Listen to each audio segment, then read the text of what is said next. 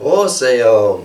Oseo. Cherokee greeting, wave the great feather for the good of it. The theme today is going to be the Earth Day ceremony, which was just this last Monday on the 22nd, here 6 days later, like that. And then yesterday, Claudia and I and Tim and David from our group here went out there by Yakumba for the yearly, you don't know how many years and years we've been going there to Amadeo's place for what I'm trying to call there the Earth Blessing ceremony that he does. And there was, I don't know, about a dozen of us this time there, and it's out there in the desert-like hills of that area, and he has built some what we call hay bale houses, and they're rounded like adobes. They look like adobes with vigas like that, so very authentic looking. So that's the terrain out there in a sacred place. And the ceremony has several sections to it, and I'll sort of mention that. But anyway, the whole idea is I've come away with that feeling there from yesterday, and I want to kind of keep it going in the interest, of the earth. It's a ceremony for the earth, or I call it Earth Blessing. And I want to introduce Amadeo Reyes. He's an ornithologist, an adjunct professor at the University of San Diego. He's written, we have 3 of his books here on this. This one's Wings Over the Desert, and he's full of knowledge of Arizona, the Pima, and the Odomtash, the southern Arizona, and on into northwestern Mexico, even including the Yaquis. Very, very comprehensive. We were living over there in Arizona close to the same time, but I didn't have the benefit of these books here. So that's to introduce this, Wings of the Desert. An interview of his that I attended, he said his favorite bird was the turkey vulture, and that's who he's had drawn on the cover of this book here. And this book here, he has exactly dedicated to Claudia here behind the counter. To Claudia, that we may appreciate and protect the cultural, linguistic, and biological diversity of our fragile planet. Vaya bien, Amadeo Reyes. So that makes it pretty personal here. And the people that attend there, they may be from the Museum of Man or from the Natural History Museum and other academics and people who know him. He's touched many, many people, many people. And since he and Phil, Phil's last name? Unit. Phil Unit is also, a bird man for the Natural History Museum here. So he was there. And so along with that, we had a lot of birds around us. And all these birds were named, identified by both of these guys here.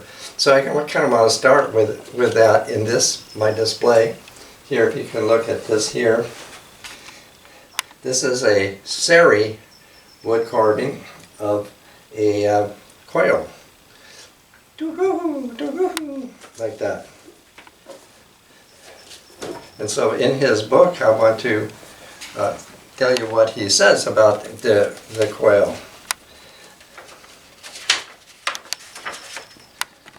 The mythical origin of the quail is specifically noted in the Pima creation story. After the flood, the 3 original beings were Earthmaker, Elder Brother, and Coyote. And they made 2 two kinds of birds. They sent them out to the ends of the earth, and where they were to come together would be the navel of the earth. And then they made two quail, and then they made one roadrunner. They sent the quail to the west, the two quail, and they sent the roadrunner to the east. And then they said, then they got a piece of mesquite tree leaf and placed it on top of the quail's heads. And that was a sign that at that time, the month in which the mesquite trees bring out new leaves, which is March, that's a sign that that's time of the winter was gone. And so it must be spring. So that's exactly what we're celebrating there. The quail were there. So now we can look at this little top knot, that this is a leaf from a new budding mesquite tree. Like that's really quite amazing there. So all the things that I'm trying to carry on is this ceremony. It's actually a ceremony that he's put together. He's also been an ethnobiologist among the people of Arizona and northern Mexico. I mean, it's very, very comprehensive. So he has, been with people for quite a time. He was a teacher there in Arizona, and has really brought a lot of the knowledge of the people, the indigenous people there, to the fore in his ceremony. It's involved in his ceremony there. And in this ceremony, he has what in Hopi we call pajos, that are prayer sticks made of feathers. So I put over here, look at this, and that these feathers will be various and maybe even exotic feathers there. And some of these are placed in the ground. In other words, he gives them to certain individuals, and we make a single file ceremonial walk out to a circle out there near his lodge. And in this circle, north, east, south, and west, people put into the ground these pajos, which are fairly large, like that. In the center, there is a person who puts a tall pole, and that's going to be the axis of the earth. And here, if you can kind of catch this line going up here, I have this here just to represent this axis that's in the center of the circle that actually has two of the macaw feathers fluttering from it. I have one macaw feather here. So this is to give, kind of an idea of the situation there. And then people have readings. They go around and read something all pertaining to the earth. We're relating to the earth and what she means for us, and to the sky, and like that, and birds that have to do with it. So all of those things are part of this ceremony, and all of us have come there, for this, and we've been there for a few years doing this.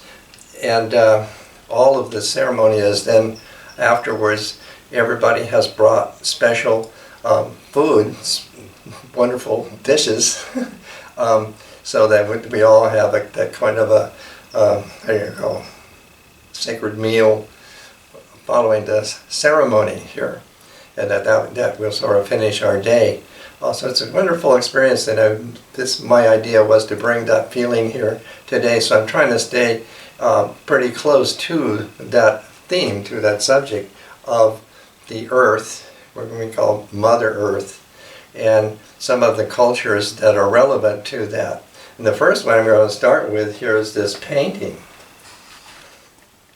See this painting? This painting is Claudia's painting, and it seems suitable to me for conveying our idea in some pictorial way of Earth, or Mother Earth. And she's titled this one Parthenogenesis. I think it gives a very good feeling of all what we feel about that. So that would be the earth in this theme. When I come down here to this figure here, I collected this from Mexico. It's most interesting because it is a ancient Mexican version for the Earth Mother. In ancient Mexico, she has several names. Basically, I would call this Tenochtitlan here. And what identifies her here, see on her skirt, these green designs, they're called G. And that G is figured as the Milky Way, that's the shape of the Milky Way, as the origin of the universe. In other words, the seed of everything. And you'll find this figure everywhere in ancient Mexico, in the ruins, everywhere. I've seen them rendered all kinds of ways here.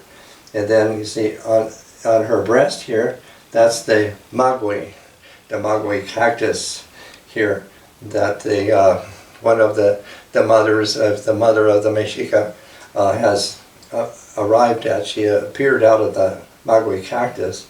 And then on each side, that would be her ear spools. That precisely is a symbol for O, L-O, knowledge. She had knowledge. Then her headdress, most interesting, is actually, the way it's shaped over her head, is the sacred tree called the ceiba tree that has these big silk pods that grow off it. And that is very specifically like the tree of life in ancient Mexico there. Then we go up here to this figure here. I've drawn this figure from something that ancient Aztecs here. And the ancient Mother Earth, Goddess, and all of that is always figured in terms of quattropolar, you know, like fourfold, like that. And they all have certain oppositions to each other. I'll tell you later here. So this is one portrait for ancient Aztec Mother Earth here. And up above here is the G. The G, the source of our world, is the Milky Way that the Mayans have discovered there. And down here, you see this pot, this clay olla here. This is, you know, actually from the vicinity where we are at Amadeo's out there by Yacumba. So actually, a man who has a little ranch, a little tiny ranch there, he found it on his property and I bought it from him.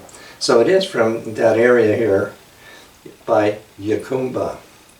And also, this spring has been so floral. So many flowers and grasses. So we have some of the wild flowers that are blooming everywhere. I said, even they've been talking about Death Valley, you know. And some of these have bloom only once in 10 years, that kind of thing. So that we can have all of these flowers sort of thing here. And here, this is my rendering from the Navajo sand painting that is meaning the Earth Mother. So everything you can see in here, it usually has the night there. But this is a sand painting that I have rendered on this board so you can see it in that way here. And if I go all the way over here, you can see this is a grass loop. The grass loop is thought to be the earliest symbol of the earth, of her. And in it I have found this is made out of metal, a woman with a grass skirt. These grass skirts are still in the women's orientated cultures. You definitely know, Polynesia, and in India, and in the Kumeyaay, the ancient Kumeyaay here, and I think probably in Africa. So the grass skirt, the woman wearing the grass skirt, it could be any woman that knows this. But definitely I've put together the grass loop as the earliest symbol of the earth, along with a figure of a woman who wears a grass skirt in the memory of her there. So we want to look at this picture here from the ancient Aztec, and this is an ancient song to her. Of the many names that she has, the one I'm referring to here is Coyote. Coyote is a snake skirt, basically is what the name is. And she is, the earth mother there. And in Mexico City, in the museum there, they do have this monolithic, most incredible sculpture that portrays the totality of this Coyote here. It is awesome. So this is exactly a song translated from her. Song to Coyote, the earth. She who makes green things grow, mother of all. Yellow flowers open their petals. It is our mother, whose face is masked. Her starting point is Tamawanchan. Yellow flowers are her flowers. It is our mother, whose face is masked. Her starting point is Tamawanchan. White flowers open their petals. It is our mother, whose face is masked. Her starting point is Tamawanchan. White flowers are her flowers. I am in the house on the shore in Tamawanchan. Tamawanchan is translated as earthly paradise. So she is the germinating principle, and she appears, in these four aspects. There's two opposite impulsive. One is activity and one is inertia, and they also oppose qualities of the earthbound snake and the other of the sun-like eagle. So these are figured with it. Later, when I show another image of the Aztec sunstone, this four part will also appear as part of the design of the Aztec sunstone there. So all of that, is inherent in this here.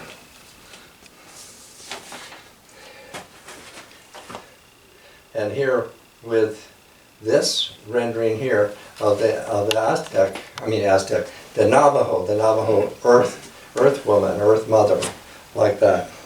The name the Gye means the supernatural energies that can be coached to benefit people. So the Navajo culture is very much like healing, mainly restoring balance. And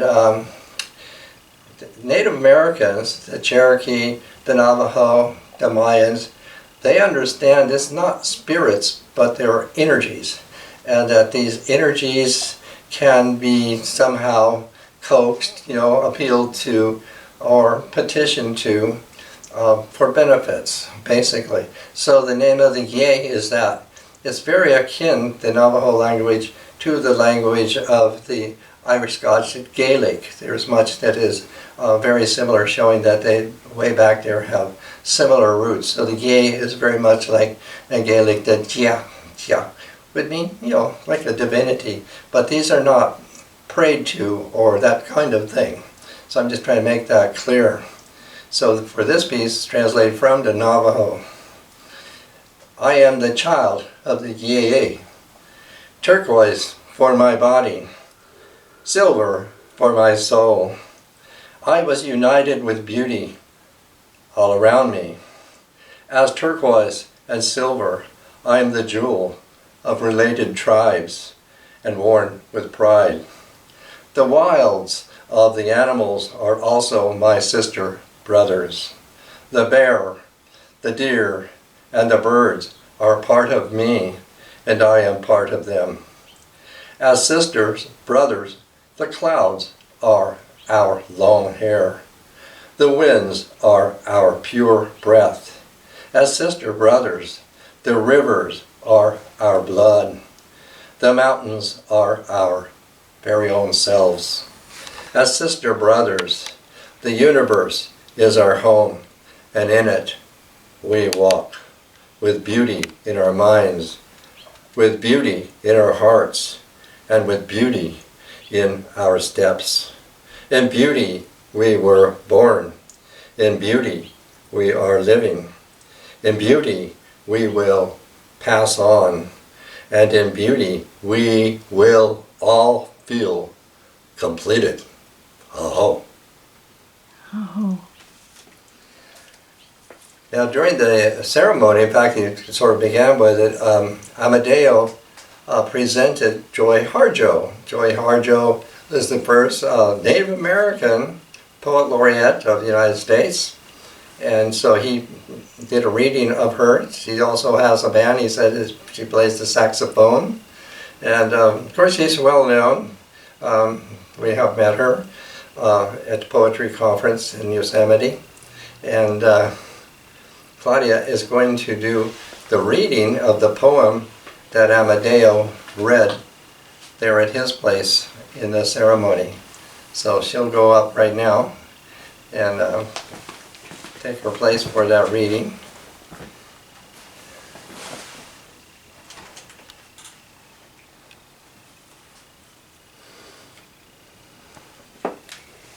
So, along with Earth Day, April 22nd this past week, on Monday, the ceremony yesterday was honoring the earth again through the offerings of Amadeo and some of the community there that gathered.